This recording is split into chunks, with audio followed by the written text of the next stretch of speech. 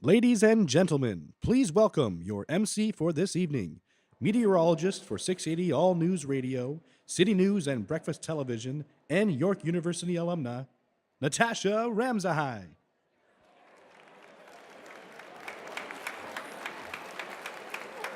Hello, hello, hello.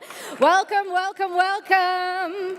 I see the open bar has got you lit like you don't want to sit down. You're all good. You're all excited. Yes, yes, yes. We are going to have a great, great night tonight. The salad has been sitting in front of me for like 20 minutes, but I didn't eat anything yet, so, because I didn't want to like spew dressing and chips and all that good stuff that's on there. So enjoy the salad, pass the bread, and we are going to get started. Do we want to talk about the minus 20 wind chills that are coming Thursday? No? Okay. Fine, that's good. Okay, so we're going to get right into this evening. We're going to get it underway, but first, I would like to say that York University acknowledges its presence on the traditional territory of many Indigenous nations. The area known as Takaranto has been caretaken by the Anishinaabeg Nation, the Haudenosaunee Confederacy, the Huron-Wendat, and the Métis. It is now home to many Indigenous peoples, and we acknowledge the current treaty holders, the Mississaugas of the New Credit First Union. This territory is subject of the Dish with One Spoon Wampum Belt Covenant, an agreement to peaceably share and care for the Great Lakes region. So tonight, we are celebrating 5 remarkable people who have made the world a better place with their talents, their contributions, their passion, dedication, and their drive. So these 5 people are Jamil Javani. Jamil, they gave me the layout. I know that they're all in the front. Where's Jamil? Yeah, okay, there we go. So he's a Canadian lawyer, an activist, a professor, an author. Jamil, back from his national book tour, is focused on creating opportunities for families, empowering youth, and improving public safety. All right, we also have, I'm guessing we're going in order this way. So Pernilla Ironside. We are also how come we did that now? So we're gonna go here, then we're gonna go over here. Okay, Pernilla's over here. So she's an international civil servant with the United Nations, serves as UNICEF's deputy representative in Nigeria, which is amongst UNICEF's largest programs for development and humanitarian response. And she joins us tonight from Nigeria. Okay, I'm gonna guess, Paul Sandberg, right here. Senior, what, you got your own cheering crowd? You brought your own people, really? Okay. Senior VP for Research, Innovation, and Knowledge Enterprise, Distinguished University Professor of Medicine, Engineering, and Business, and Executive Director, Center of Excellence for Aging and Brain Repair at the University of South Florida. And, is there something you can't do? Hold on. And President of the National Academy of Inventors. Not as far as Nigeria, but thank you for joining us from Florida. Minus 20 Celsius is like minus 4 Fahrenheit, by the way, just if you're here on Thursday morning. Okay, and Cheryl and Rob McEwen. They have a bigger cheering squad than you. Yeah, you know. Okay. Prominent Canadian business and civic leaders, entrepreneurs, and philanthropists. Cheryl and Rob made one of the largest gifts ever received by the Schulich School of Business, and over the years, the McEwens have donated more than $10 million to Schulich and to York University. So let's hear it for our 2018 Bryden Award recipients. So I also, as you know, I went to York University. It wasn't my first stop, though. I started out at the University of Toronto, Scarborough campus. Didn't have any idea what I wanted to do. Meteorology was not even on the table. First, I thought environmental law. Then I thought pharmacist. Then I thought land surveyor.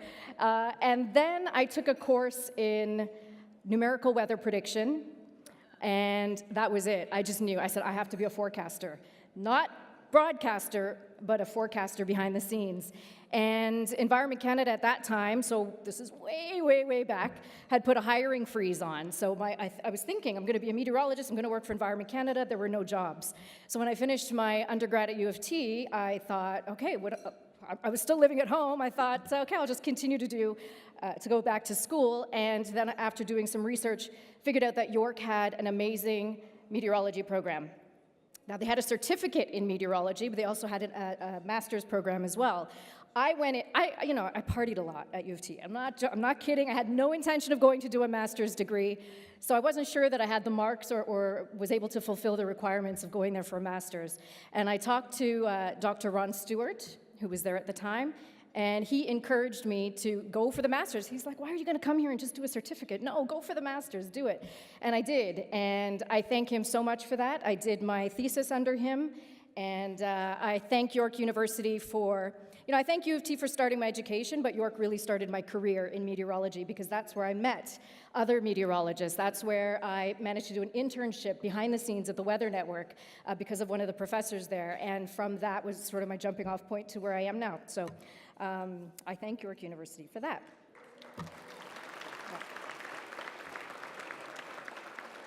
So now I want to acknowledge also some very important people. Tonight, you're going to hear from President and Vice Chancellor Rhonda Lenton and Vice President Advancement Jeff O'Hagan. Francesca Accinelli, Chair of the York University Alumni Board, congratulates our award recipients, though she can't be here with us this evening. And before I introduce our first speaker, I have a few acknowledgements to make on behalf of tonight's hosts. The Bryden Alumni Awards were named after the late Bruce Bryden. I invite you to read more about him. He's in the red booklet that's on your table. You can read about his influential and outstanding contributions to York University. And we are also delighted to have here with us tonight Kathy Elliott Bryden as a guest. So we welcome Kathy. Thank you. And I'd also like to acknowledge a number of senior leaders that are here today and volunteers that are here today. It's tonight already. It gets dark so early now. From York University who are here with us tonight. So this includes senior administrators from the university, Rhonda Lenton, President and Vice Chancellor, Jeff O'Hagan, Vice President Advancement, Lisa Phillips, Vice President Academic and Provost, Carol McCauley, Vice President Finance and Administration, Maureen Armstrong, University Secretary and General Counsel, Lucy Fromowitz, Vice Provost Students, Louise Spencer, Assistant Vice President Development, Rui Wang, Deputy Provost, Markham Campus, and Rebecca Pillai Riddell, Assistant VP Research.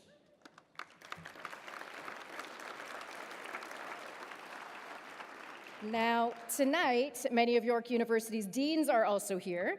So they include Alice Hovorka, Dean, Faculty of Environmental Studies, Bucks von Rensburg, Interim Dean, Faculty of Science,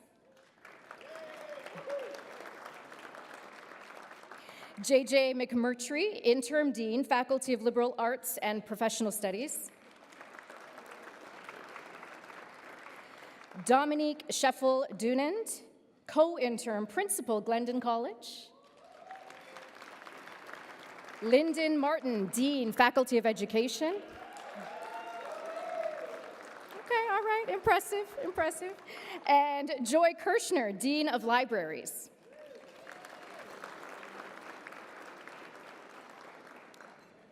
Need some more wine? No, you're okay. Oh, you do? Need some more. I know people, I'll get you some, okay. Our York University Board of Governors members joining us this evening include Chair of the Board, Paul Saparis, Maxwell Gottlieb, Bill Hatanaka, Kanata Lake, Earl Nestman, and Randy Williamson.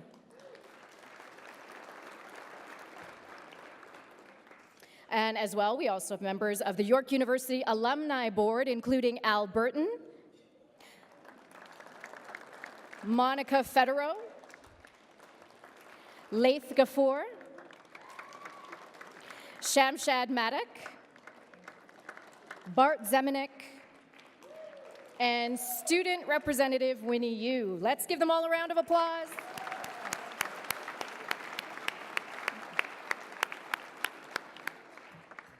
And of course, once again, we are especially going to welcome this evening's honorees, Jamil, Pernilla, Paul, Cheryl, and Rob. Another round of applause. Thank you for joining us. Thank you for joining us. A special welcome to representatives from York's affinity partners, whose generous support has made tonight an evening to remember. So this is going to be tonight's premier sponsor, TD Insurance. We welcome Anna Kavanagh of TD Insurance, who is here with us tonight, along with many of her colleagues. I saw the TD table over there. Is it over there? Yeah, there you go. 2 tables? And of course, Manulife Financial, our award video partner. Thank you all for joining us this evening. Yeah, you did. You raised the roof. You just raised. That's very 1989. It's very. Go ahead. Okay. For those of you on Facebook and Twitter, who's on Facebook? No, I still am. Anyway, I'm just kidding. If you're on Facebook and Twitter, listen, my mom is on Instagram. She's 76. I'm just saying. Anyway. So if you are on Facebook and Twitter and you want to post, we are using the hashtag #YUBryden tonight. So hashtag #YUBryden. So I am giving you permission. I don't have to give you permission, but I'm giving you permission. You can use your phone at the table. But right now, of course, it is time to hear from York University's 8th President and Vice Chancellor, Rhonda Lenton.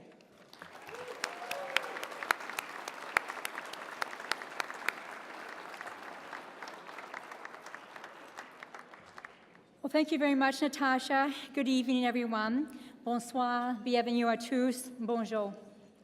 I'm really thrilled to welcome all of you to the 18th Annual Bryden Alumni Awards celebration. This evening, we are here to honor 5 outstanding individuals who illustrate the remarkable impact and contributions that York alumni are making, not only in their own communities, but worldwide. We have over 300,000 alumni living and working around the world, making an impact in all their different fields. Our 5 honorees this evening, as have already been announced, are Jamil Javoni, Pernilla Ironside, Paul Sandberg, and Cheryl and Rob McEwen. I want to personally congratulate each one of you for everything that you have accomplished and that you continue to accomplish. Thank you so much. Each of you inspires all of us at York and all of us in this room for the excellence and for the example that you all serve in really illustrating what is possible when you pair an education at York with hard work, tenacity, innovation, and passion. We are very proud to celebrate and honor you tonight, and I'm going to ask just to have everyone applaud one more time.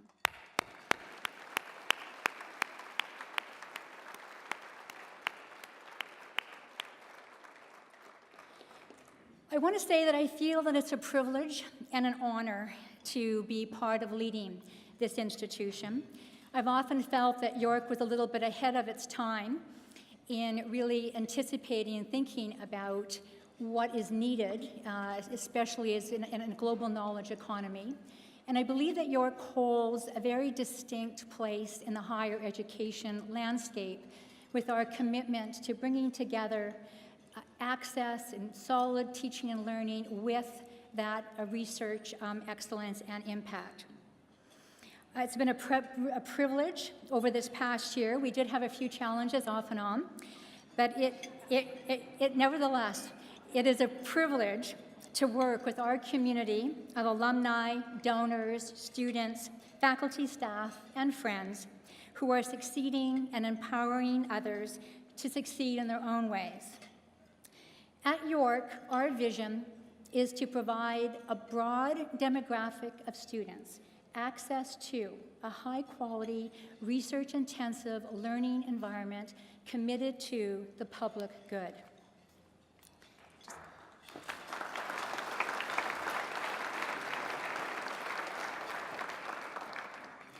Our alumni are engaged global citizens who are publicly spirited agents of social change, as illustrated so well by tonight's award recipients. This is a moment when Canada has an opportunity to be a teacher in mobilizing an inclusive response to the complex problems facing the world. And I've never been more certain that York is the ideal university to be a leader in helping to realize that goal. I believe that our success and the realization of that goal as a university rests on those four fundamental pillars of access, connectedness, excellence, and impact. Our Bryden Alumni Award winners have attained personal success because they embody all of these pillars. But tonight, I'm just going to focus on impact. Our core commitment at York is making a positive impact on society, whether or not that's the social, economic, cultural, environmental, or other well-being of the societies that we serve. This is a commitment that is exemplified through our students, our staff, our faculty, and of course, through our alumni. Our 5 recipients tonight have worked to inspire and to lead change with grassroots as well as large-scale endeavors. They innovate, they create, they support, and they engage. They are lecturers and speakers, they are mentors, philanthropists, and while making broad and integral strides globally, they also have made it a priority to remain engaged and connected to York University. Our reputation is closely linked to our global network of those alumni working around the world in more than 170 different countries worldwide. Our graduates reflect the best of the university, and they serve as our esteemed ambassadors. We are committed to continuing to engage them in the life of the university and of our students. There are many friends and supporters of York here tonight, and I want to acknowledge all of you as well as the special group in attendance that has shown exceptional passion and leadership as alumni ambassadors. The York University Alumni Board has provided tremendous leadership, advice, and dedication to York for many years. Working closely with our Vice President Advancement, where is Jeff O'Hagan? There he goes. Working closely with our Vice President Advancement, Jeff O'Hagan, and our alumni office, the whole team, the Alumni Board plays an active and collaborative role in shaping our alumni engagement, strategies, and our programs. Along with members of our Board of Governors, many of whom are alumni themselves and are also here this evening, these special individuals play a key role in engaging our alumni and friends locally and around the world. Thank you all for everything that you do for York University.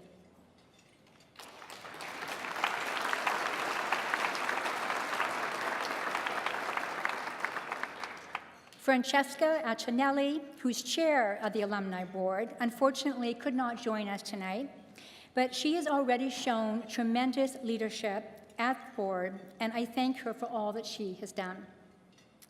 Now, would the members of the Alumni Board who are here tonight please just stand for a moment, if you can squeeze up in that space, just please stand up for a moment so that we can recognize you.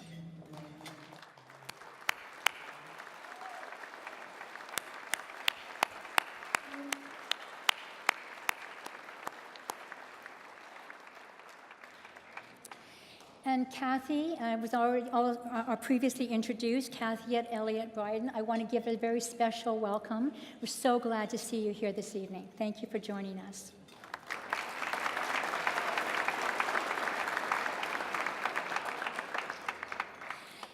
It's really an honor for us that through the Bryden Alumni Awards that we're able to continue to pay tribute to Bruce Bryden's memory, and that you personally continue to be involved with the awards as a member of the selection committee. I want to thank you for your ongoing support of the university as well. and I hope that you enjoy the evening. As I look around the room, I see so many individuals who have had an impact on the success of our university. Your support of York in so many ways is much appreciated, and that is also through our campaign. In 2016, we launched a fairly ambitious campaign for York called Impact, the Campaign for York University, and it was the largest fundraising and alumni engagement initiative that we have launched in York's history. Impact, the Campaign for York, reflects our 4 pillars by focusing on the 3 major themes for maximum impact: preparing engaged global citizens, mobilizing new ways of thinking, and building stronger communities. I am so pleased that thanks to more than 40,000 donors so far, most of whom are alumni, and many of whom are in the room tonight, we have raised more than $400 million towards that $500 million campaign goal.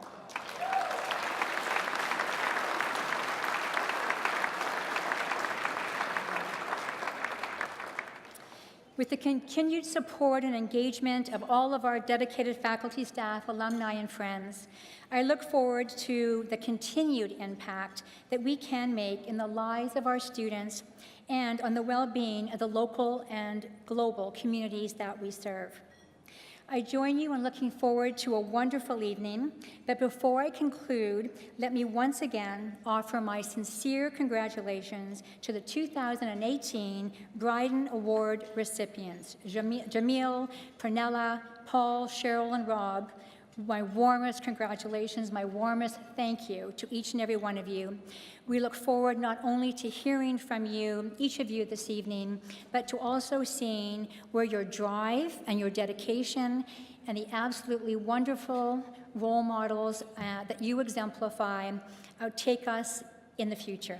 Thank you so much.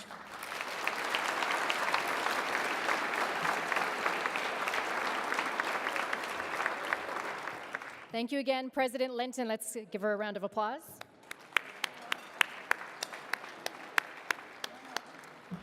Okay, now we have a very special performance for you tonight. You know him for Kiki, Do You Love Me? The Sixth God. I'm just kidding. Drake is not here. It's not Drake. No, but we have an amazing performance. Now, who loves musical theater here?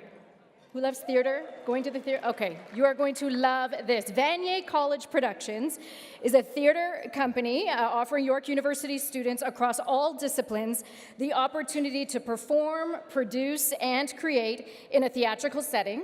It was founded in 1972 by Frederick H. Thury. Vanier College Productions is associated with Vanier College at York University. Its purpose, to develop students' love of theater, my 11-year-old daughter loves theater, and encourage all things theatrical across all disciplines. So tonight we are so excited to present Vanier College Productions alumni under the musical direction of Brian Goldenberg and choreographed by Kristen Pepper.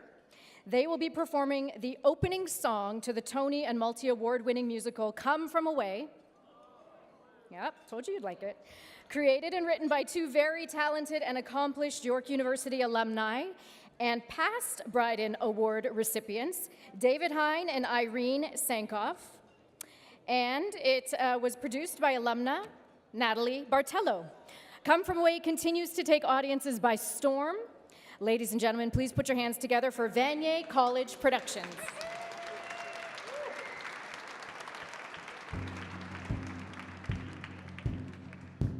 On the northeast tip of North America, in an island called Newfoundland, there's an airport. It used to be one of the biggest airports in the world. And next to it is a town called Gander. There's a 2-person police department, an elementary school, an SBCA, a local TV station, and a hockey rink. It's a small place on a giant rock in the ocean. Everybody knows everybody. And everyone in this room remembers what they were doing that day. Welcome to the Rock. If you come from away, you probably understand about a half of what we say. They say no man's an island, but an island makes a man. especially when one comes from one like Newfoundland. Welcome to the Rock. Well, that morning, I'm in the classroom. It's our first day back, and the school buses are on strike, so I'm covering for Annette, who's running late. Sorry, Beulah, how are the kids? I'm not exactly thrilled to be inside on such a gorgeous day. So I told them we'd only do a half day this morning, and they were quite pleased about that, till I told them we'd do the other half in the afternoon. Welcome to the wildest weather that you've ever heard of. Where everyone is nicer, but it's never nice above. Welcome to the farthest place you'll get from Disneyland. Fish and chips and shipwrecks. This is Newfoundland. Welcome to the Rock. An islander, I am an islander. I'm an islander, I am an islander. I'm an islander, I am an islander. I'm an islander, I am an islander. That morning I'm in my car. The kids cross Airport Boulevard to get to school. And that time of day, people are in a little bit of a rush to get to work and stuff. So I'll sit there and run my radar. Whoop, whoop. And if they're speeding, I'll stop them and write out a warning ticket. I'll write STFD. Slow the fuck down. Welcome to the land where the winters tried to kill us and we said, We will not be killed. Welcome to the land where the waters try to drown us and we said, We will not be drowned. Welcome to the land where we lost our loved ones and we said, We will still go on. welcome to the land where the winds tried to blow. And we said no. That morning, I drop my kids off at school and head over to the SPCA, where I'm greeted by my other kids, all meowing and barking for breakfast and a belly rub. Not that I'm complaining, I love them. But by the time feeding's done, I gotta get back and pick up my human kids. So I take just 1 second for myself, and I'm sitting in my car. I'm in the staff room, I'm in the library. and I turn on the radio. You are here at the start of a moment on the edge of the world where the river meets the sea. Here on the edge of the Atlantic, on an island in between there and here. So I'm running my radar and Bonnie comes by. And she pulls up and she's waving at me like mad. So I roll down my window and she says, Oz, turn on your radio. slow it down, Bonnie. Right, Oz, turn on your radio. Where a story starts, It's my first day at the station. where we'll end the night, I'm getting coffee for the picket line. where we know by heart 5 minutes to my smoke break. every single flight. Off to work at the airport. Welcome to the fog, welcome to the trees, to the ocean and the sky, and whatever's in between. To the ones who left, you're never truly gone. A candle's in the window and the kettle's always on. When the sun is coming up and the world is come ashore, if you're hoping for a harbor, then you'll find an open door. In the winter, from the water through whatever's in the way, to the ones who have come from away. Welcome to the Rock. Okay, keep the applause going for Vanier College Productions.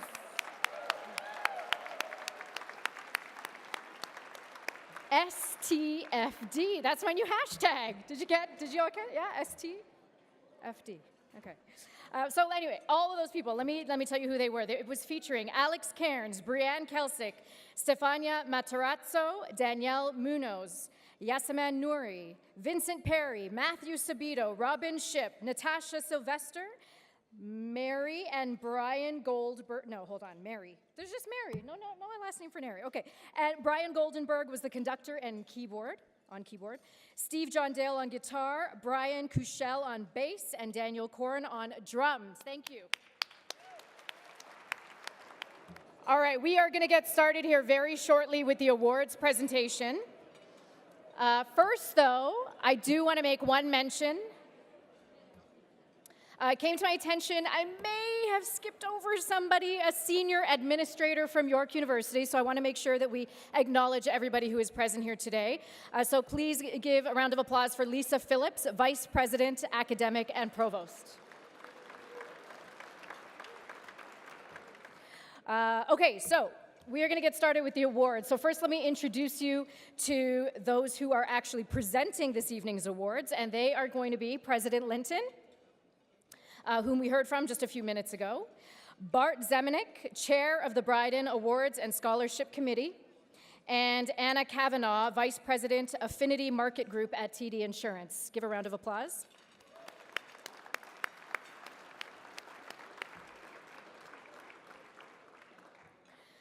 Okay, our first award of the evening goes to a Canadian lawyer, an activist, professor, and author focused on creating economic opportunities for families, empowering youth, and improving public safety. He studied in York's Liberal Arts and Professional Studies program, graduating in 2010, and subsequently, he did his law degree at Yale. His community leadership has included founding the Citizen Empowerment Project and serving as vice chair of the Children's Aid Society of Toronto. His work in disadvantaged neighborhoods in North America and Europe has led him to appear on numerous national and international television and radio programs. He was named the 2015 Young Lawyer of the Year by the Canadian Association of Black Lawyers. He has, oh yeah, what'd you say? You say, okay, yeah, that's right, okay. He has also received the International Development and Relief Foundation's 2017 Youth Leadership Award. The One to Watch Award reflects the dedication and passion of this distinguished alumnus, Jamil Javani. Ladies and gentlemen, the recipient of the 2018 One to Watch Bryden Alumni Award, Jamil Javani.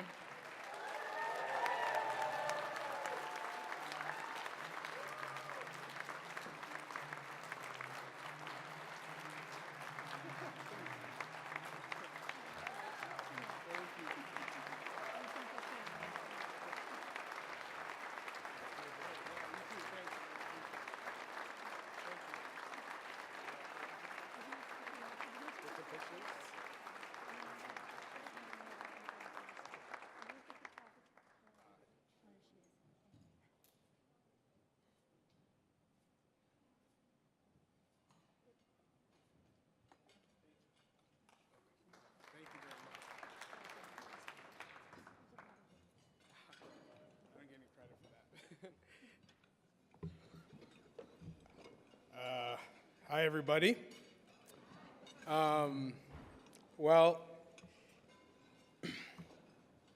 It's hard to figure out where to start. So where I'll start, I suppose, is with how I felt when I was told I was going to receive this honor, which I'm very grateful for.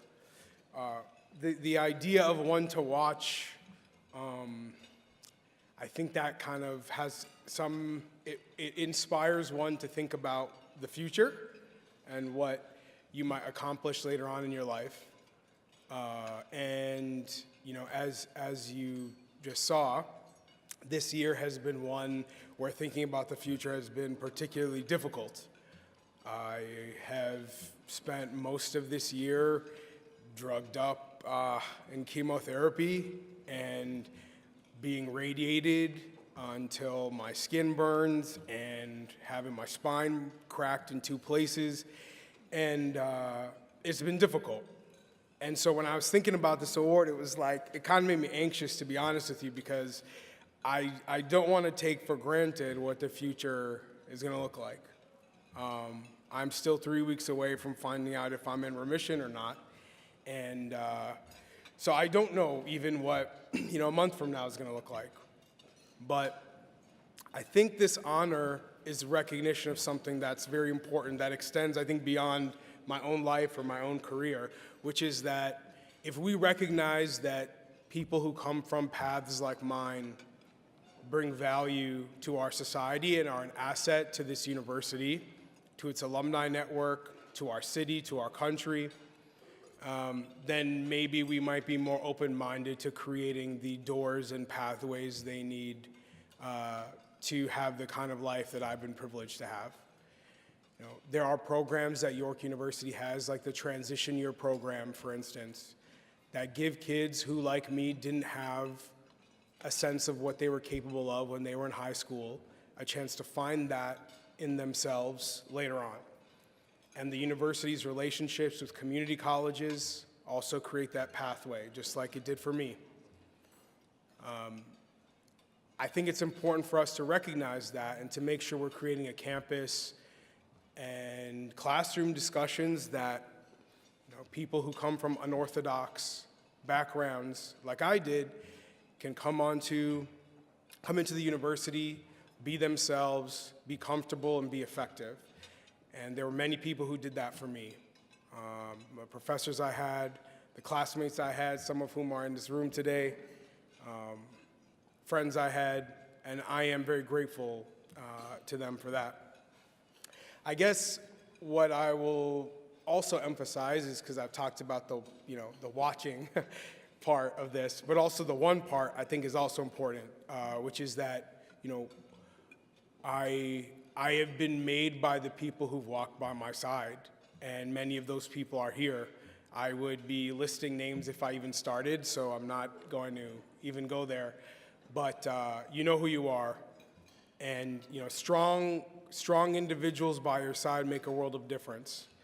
They helped turn a kid who was considered illiterate at 16 into a York University graduate who made the dean's list and went on to Yale Law School. They also made me, thank you. They also made me strong enough that I could come back to the university a few years later and teach at Osgoode Hall Law School. There are people who've, when we say one to watch, I think there's many to watch, because there's many people who've walked alongside me, and to whatever extent this award is a recognition of what you hope my future will look like, I promise that I will walk beside as many people as I can, and there will be many more like me who walk through your hallways and enter your classrooms and maybe even teach classes too. So thank you very much.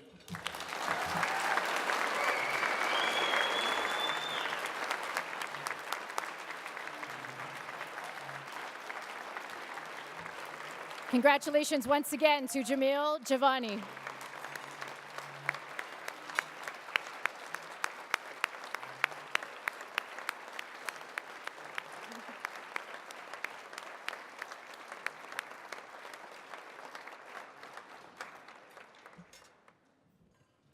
All right, a true inspiration. Our next award of the evening goes to a dedicated and passionate leader serving as UNICEF's deputy representative in Nigeria. She has led the development of a new country program for UNICEF, as well as a new UN Strategic Development Partnership Framework for the UN country team with the government of Nigeria. Prior to this, she was UNICEF's Chief of Field Operations in Iraq, based in Baghdad, where she led efforts to deliver humanitarian assistance to vulnerable children and their families. Tonight's Tentanda Via Award is fitting recognition for this compassionate and inspiring alumna, Pernilla Ironside. Ladies and gentlemen, the recipient of the 2018 Tentanda Via Bryden Alumni Award, Pernilla Ironside.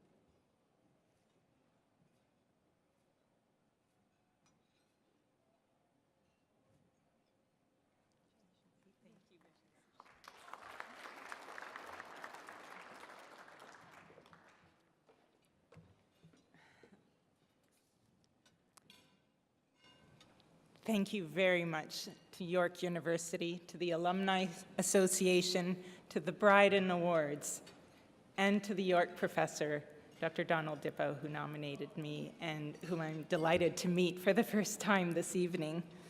I'm truly honored, and I'm very proud to be a York graduate. That my humanitarian journey has followed the university's motto of Tentanda Via, the way must be tried, in many ways brings me full circle to the reasons that I originally chose to come to Osgoode and to York University in the aftermath of the genocides in Rwanda and in Srebrenica. York provided me with an opportunity to blaze my own trail in pursuing an interest in international law, while at the same time benefiting from a top education and a world-renowned faculty. It set me on a pathway of professional success, and in fact, if it wasn't for York, I'm not sure that I would be working in service of the world's children. In humanitarian work, no child is too far, even in the most dire of circumstances. Whether it requires weeks of painstaking efforts to try and reunite children who've been separated from their families, or vaccinators who are working in some of the most dangerous parts of the world to go that last mile in order to eradicate polio, or those humanitarian workers who are delivering ready-to-eat food for the most malnourished children in the world, for example, in Yemen at the moment. November 20th is a particularly auspicious day on which to be receiving this honor. It happens to be the UN's World Children's Day today. It's a day, it's a beautiful confluence that, and that's a day really where we ought to be celebrating children, the children in our lives, while also standing up for their rights and giving them a chance to also speak out on the biggest challenges that face them. The reality is that despite tremendous progress over the years, millions of children remain unschooled, unprotected, and uprooted. We know that today, for example, 262 million children of primary and upper secondary age are out of school, and that last year, 5.4 million children died from mostly preventable diseases before the age of 5. Persistent inequities and lack of opportunity continue to endanger the lives of futures of millions of children around the globe. And compared to children growing up, for example, in Canada, in the wealthiest households, the poorest children are twice as likely to die before they reach the age of 5, are twice as likely to be stunted, and 5 times as likely to be out of school. And globally, children with disabilities are more likely to be out of school. Adolescent girls are more likely to be illiterate than adolescent boys, and 1 in 10 girls has suffered sexual violence. And challenges like globalization, urbanization, climate change, mass movements of people, they all make vulnerable children even more vulnerable. And they threaten to roll back the progress and the hard gains that we've all been making. So at UNICEF, I'm proud to be part of one of those best placed organizations where we can actually do something about this. There's innovations in programming that are increasing our ability to deliver services, to reach vulnerable children, to provide medical equipment more cost effectively. The digital technology and social media are increasing our ability to reach and motivate supporters around the world, and they're also giving us an opportunity to enable young people to have a platform to demand accountability and to drive change for themselves. The role of the private sector and civil society is growing, and as we work together, we can improve how we finance and deliver critical services. There's no doubt that the path forward is challenging, and we will need to accelerate progress in order to meet the Sustainable Development Goals by 2030. But I deeply believe, and I've been able to see firsthand, the power of collective action. And It really can make a real difference if we follow Tintanda Via. Thank you.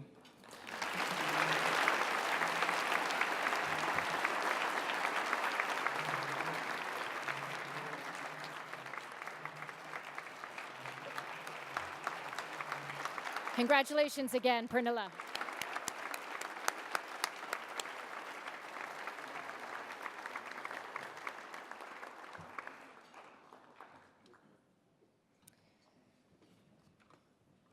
Our next award of the evening goes to an inventor and author for his instrumental work in understanding and developing new pharmaceutical and cellular therapeutics for stroke, Alzheimer's, ALS, Huntington's, Parkinson's disease, and Tourette syndrome. Trained at York University and with a wealth of industry experience as a founder or director of a number of companies involved in cell therapy for degenerative disorders, his research involves discovering innovative ways to repair the damaged brain. He has served on editorial boards for more than 30 scientific journals, is co-editor-in-chief of Technology and Innovation, Journal of the National Academy of Inventors. He has also served as president of a number of professional societies, including the American Society for Neural Transplantation and Repair, Cell Transplant Society, and International Behavioral Neuroscience Society. The Outstanding Achievement Award reflects the significant and meaningful accomplishments of this very special alumnus, Paul Sandberg. All right, ladies and gentlemen, the recipient of the 2018 Outstanding Achievement Award, Paul Sandberg.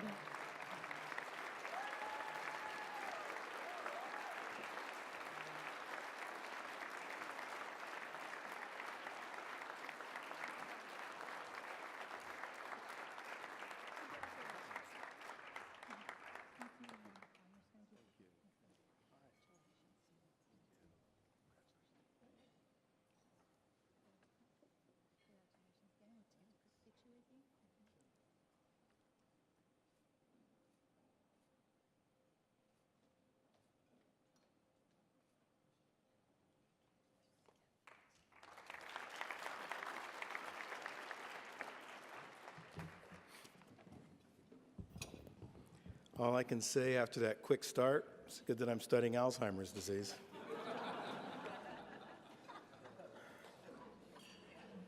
Anyways, good evening, everyone, and thank you for this incredible honor. You know, it's wonderful to be back at York University, and particularly it's been meaningful to be in the company of all of you and my 4 fellow Bryden Award winners tonight. Congratulations to Cheryl and Rob McEwen, who I'm looking forward to watching. Pernille Ironside, amazing. Jamil, Giovanni, amazing. And I'm very proud that we share a connection through this great university. Thank you, President Lenton, Provost Phillips, and Dean Van Resberg at my table. Thank you so much. And the leadership at York U, and I just enjoyed spending the day yesterday at the Faculty of Science. It was fantastic. And a very special thank you to the Bryden Award Selection Committee and Kathy Elliott Bryden and her family for their inspiring contributions to this incredible university. Supporting me here tonight are my wife and my daughter, Nikki. Yeah.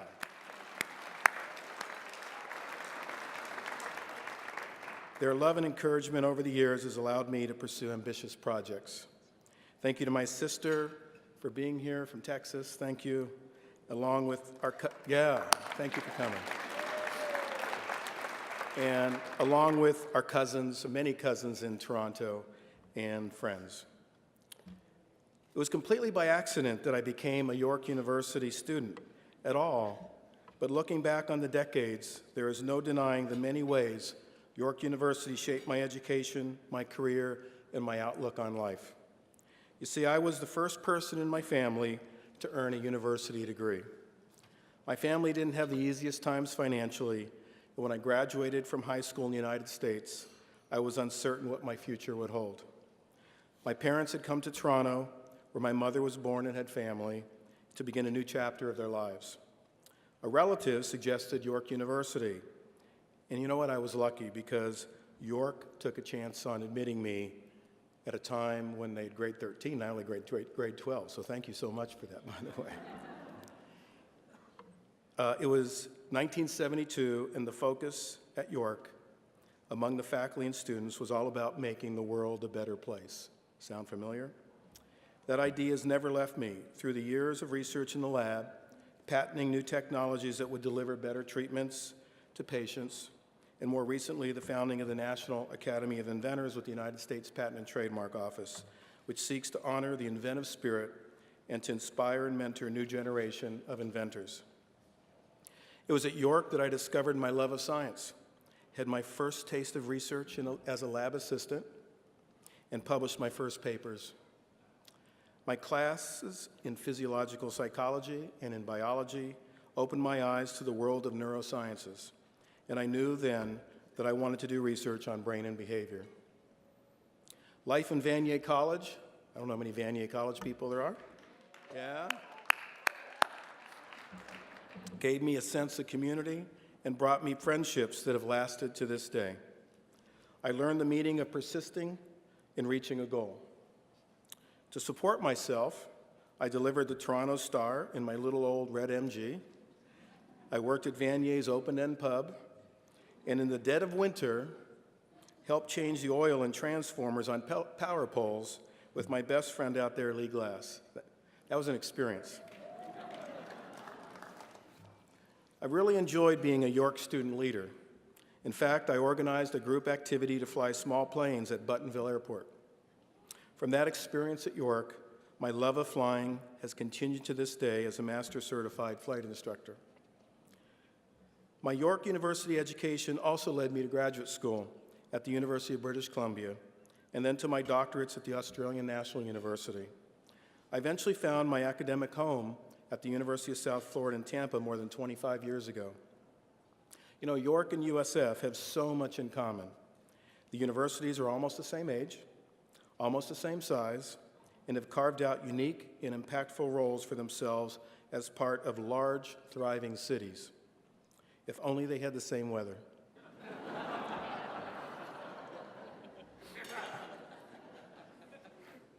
We don't always know where the path in life is going to lead us, but we have to be willing to take opportunities as they come. My York experience reminds me of one of my favorite quotes from someone who once shared my home state of Florida, Henry Ford. A few years ago, we actually inducted him, not alive, but dead, into the Florida Inventors Hall of Fame in recognition of the work and the many patents he completed at his winter estates in Fort Myers, Florida. He said, quote, "When everything seems to be going against you, remember that the airplane takes off against the wind, not with it." Thank you, York University, for being there for a kid who didn't know he needed a good runway to launch his dreams, but who surely found one here. So again, thank you very much.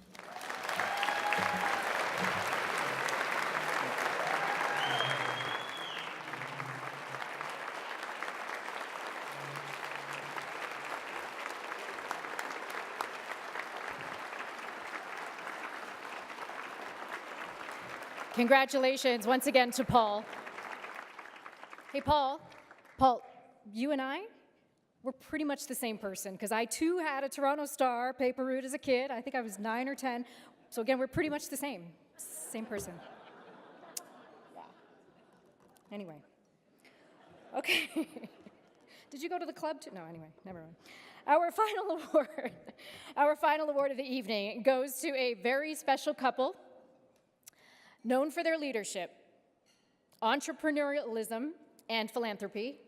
In 2017, Cheryl and Rob McEwen made a transformational $8 million donation to establish the Rob and Cheryl McEwen Graduate Study and Research Building, one of the largest gifts ever received by the Schulich School of Business, and combined with other gifts, they have donated more than $10 million to benefit Schulich.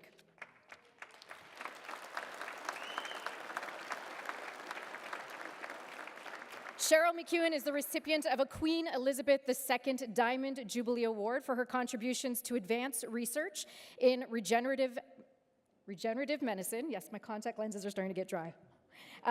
So let me say that again. She is the recipient of a Queen Elizabeth II Diamond Jubilee Award for her contributions to advance research in regenerative medicine and stem cells. She's the Vice Chair of Toronto General and Western Hospital Foundation Board, serving on the board since 2005, which raises money for research, education, and enhanced patient care. She is also an entrepreneur, having worked for 25 years within the fashion industry. Excuse me, sorry. Rob McEwen is chairman and chief owner of McEwen Mining, Inc., with the goal of entering the S&P 500. In 1990, Rob jumped from the investment industry into the mining industry, where he consolidated 5 companies to create Goldcorp, Inc., one of the world's largest gold producers. It's through his strong business acumen skills that he led the company to many successes as founder and former chairman and CEO of Goldcorp, Inc.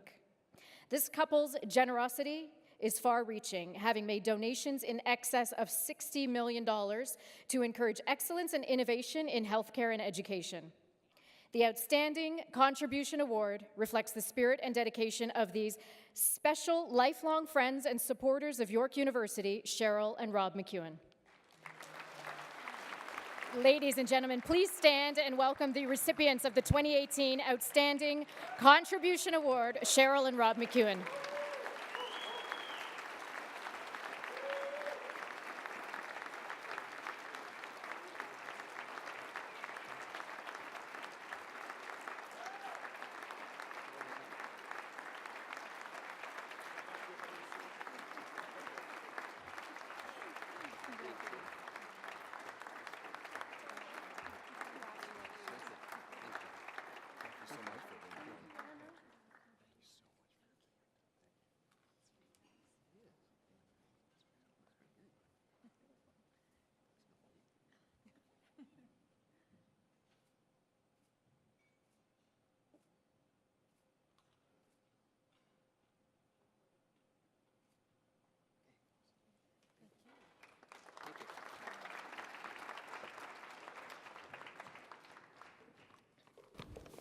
Looks like I'm up first. Good evening. What can I say, but Rob and I are both extremely honored to be recipients of the Bryden Award.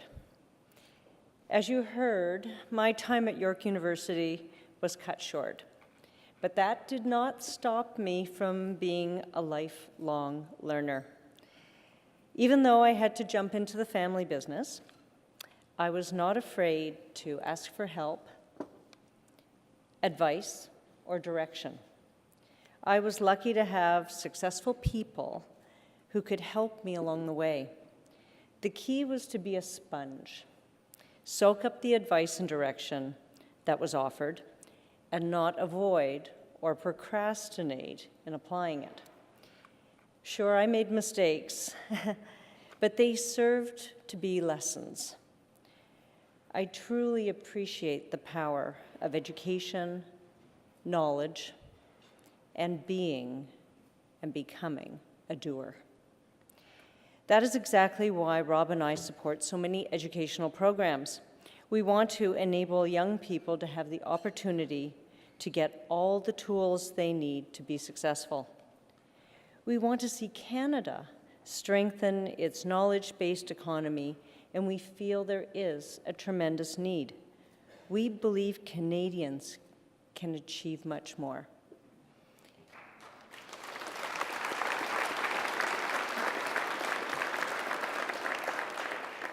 So back in 2003, we looked at the healthcare crisis. We saw firsthand the overwhelming situation. Huge wait times, not enough beds, incredible waste in the system. We realized the burden of healthcare on our tax dollars, and it was spiraling out of control. We wanted to help find new ways to treat degenerative diseases that were increasing in demand with our aging population. We felt a new approach was needed, and to deal with, very expensive surgeries like transplants and joint replacements. We found ourselves in the world of stem cell research. which was actually discovered here in Toronto 50 years ago. In 2007, we officially launched the MacEwan Centre for Regenerative Medicine, and in 10 very fast years, we are applying stem cells to damaged hearts.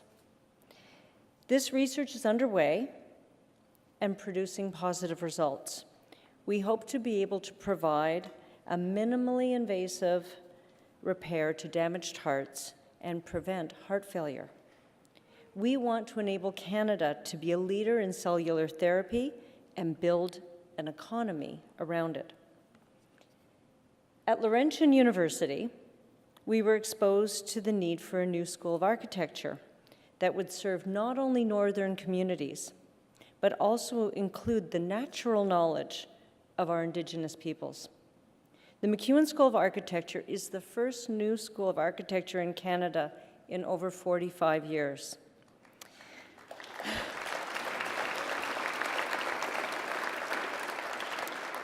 It is a design-build school, tricultural platform, and it is already winning awards.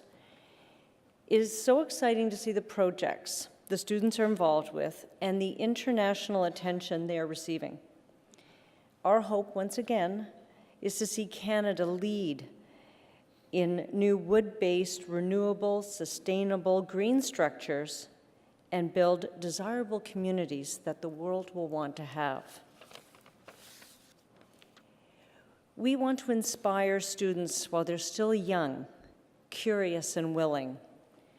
The MacEwan Leadership Program at St. Andrew's College in Aurora has been a wonderful success. The program starts in grade 9 and builds year over year for 4 years. At graduation, the students feel so empowered, like they've received a mini MBA. Each year, they host a small business day to show potential investors. The outcomes have been spectacular. How about this? They've even been on the Dragon's Den. Now, saving what is the best for the last, we are very excited about the Robin Cheryl MacEwan Graduate Study and Research Building at Schulich. It perfectly exemplifies the green, sustainable construction and minimal footprint energy-wise. So we're very excited with that building. But what's really exciting is the programming.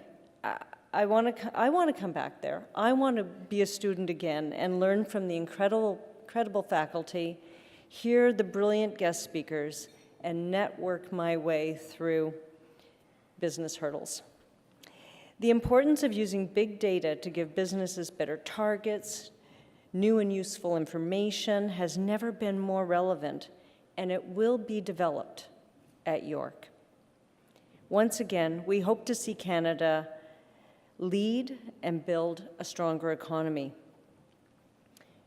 Every person in this room tonight has something valuable to offer to York.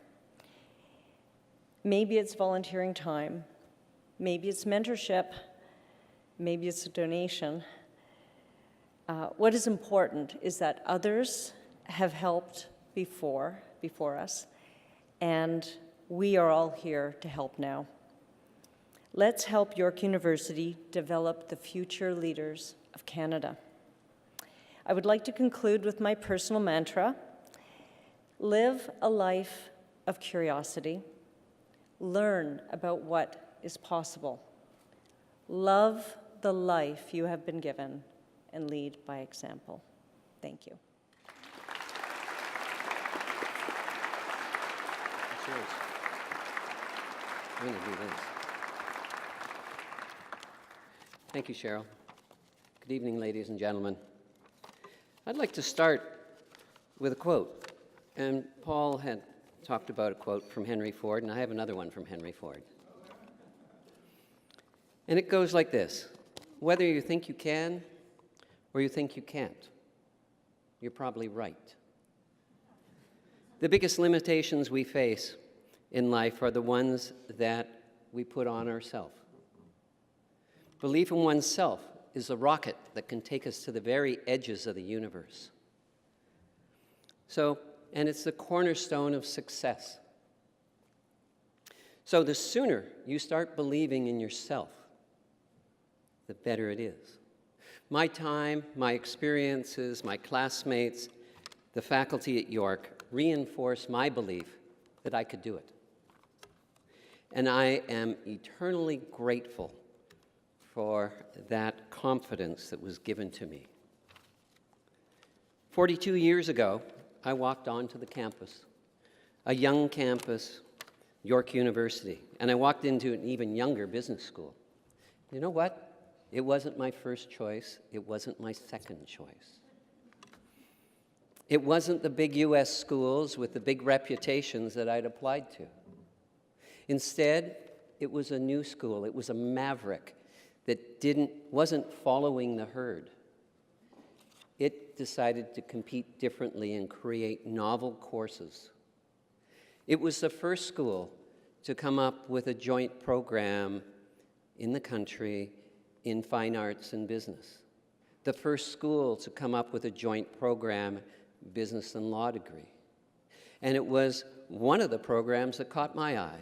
And it was a joint program with Laval University in York to do an MBA. A number of years later, Seymour Schulich came into my office and he said, I want to give you a pitch. I've got a big idea and we need money. So he proceeded to roll out a big sheet of blueprints over my desk. And he said, look at this. And it was this striking building image that was going to grace the campus of York. And this building, the design, it was going to be the home of the new school of the Schulich School of Business. And the design was bold, it was dynamic, it was modern. It sent a very powerful message out that to the leading schools of the day, that they were going to face a serious competitor in the near term. This school has gone on, and Seymour's pitch worked, and we made our first big donation. Seymour and Dean Horvath have been tremendously inspirational to Cheryl and I. And since that moment, our connection with York has grown rock solid. We've used our awards from business to foster, to encourage, to nurture areas that Cheryl spoke about earlier. As a result, our lives have been enriched in so many wonderful ways. Since then, the school has grown immensely in size and reputation. Today, not only has it become the #1 business school in Canada, but it has earned the place amongst the very best business schools in the world. And during the same period, York has grown quickly and has had many firsts and much acclaim. The innovative, the creative, the entrepreneurial spirit is alive and thriving at York. Thank you for this wonderful award. Thank you for this magical moment. We're very proud to be part of the York story.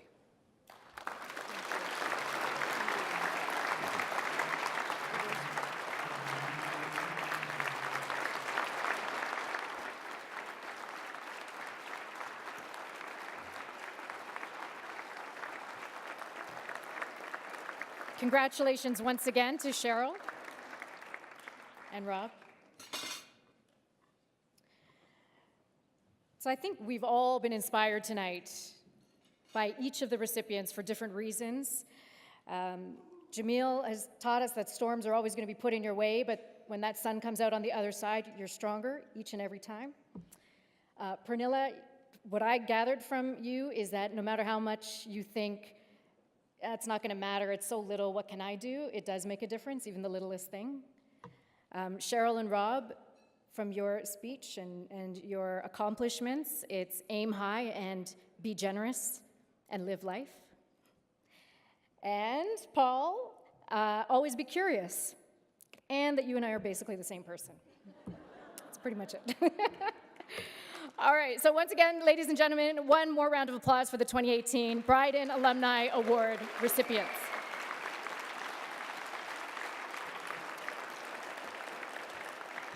And now, please join me in welcoming Jeff O'Hagan, Vice President, Advancement.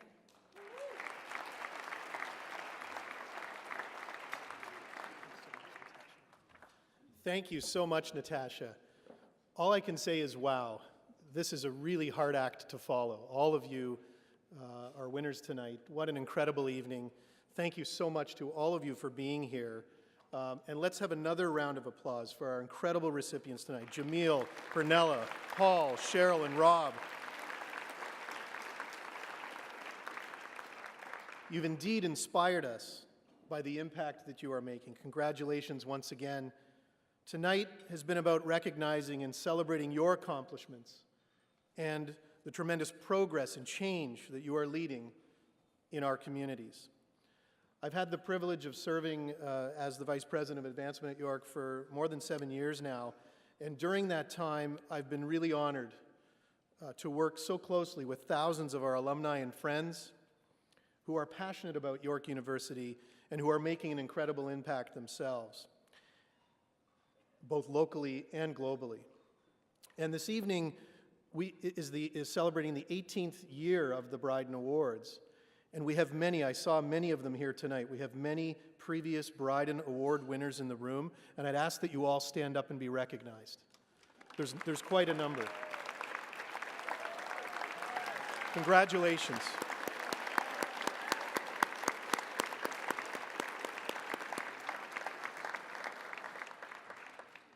As President Lenton mentioned earlier, alumni impact is vital to York's continued success as a world-class institution, and this year, like many years before, we've seen an abundance of it. I'd like to thank once again also the York University Alumni Board, who truly represent and reflect the collective spirit of the York alumni community by fostering connections between the university and its graduates.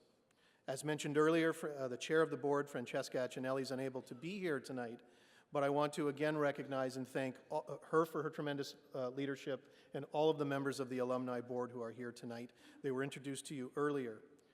Thank you for your engagement, for your advice and counsel, and for being tremendous ambassadors for York University. Your passion for York is inspiring and contagious, and your support is greatly appreciated. Thank you very much to the Alumni Board.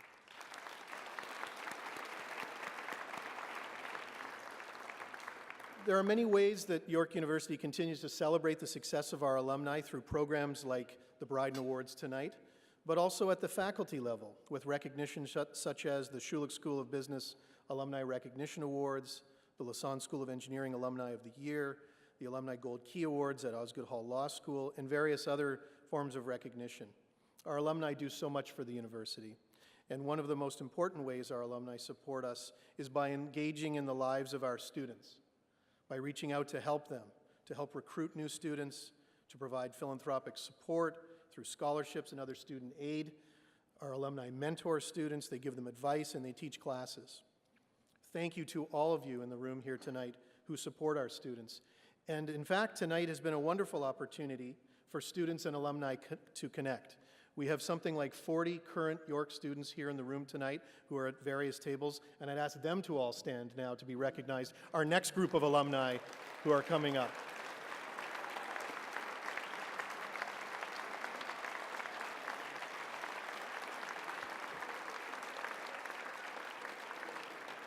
I know I speak on behalf of all of us here when I say how proud we are of the work that you do as our great students, and that you'll make great alumni in the future as well. And I hope you got a glimpse tonight of what's in store for you in the future as well. 2019 will mark the 60th anniversary of the founding of York University, so next year's Bryden Awards, which will take place again in November, will be very special indeed. Soon we will be considering the next group of alumni to recognize, and we need your help. Many of you will know alumni who deserve this kind of recognition, and we ask that you reach out to myself, to my team, to the alumni board. Think of somebody tonight who inspires you. Who knows, they could be up here next year as well, receiving a Bryden Award. Before I conclude, I'd like to recognize and thank once again the Bryden Alumni Awards Selection Committee, led by Bart Semenik, and supporting the recognition of tonight's honorees. And I'd also really like to recognize the work of our alumni engagement and events team who put this all on tonight. I've got a great group of staff that helped to organize this. Thank you to all of you. I see you all running around in different places. Thank you. And thank you to all of you for being here tonight and supporting this wonderful event and recognizing our most deserving recipients tonight, Jamil, Pernilla, Paul, Cheryl, and Rob. Congratulations again to all of you, not only for all that you've accomplished, but also for encouraging us and inspiring us to do our best work. And last and certainly not least, I'd like to say a very special thank you to our MC for this evening, a fellow York alumna, Natasha Ramzahai, who is over here, and who's making an impact in the community every day as well. Natasha, please come up. I'd like to give you a little token of appreciation.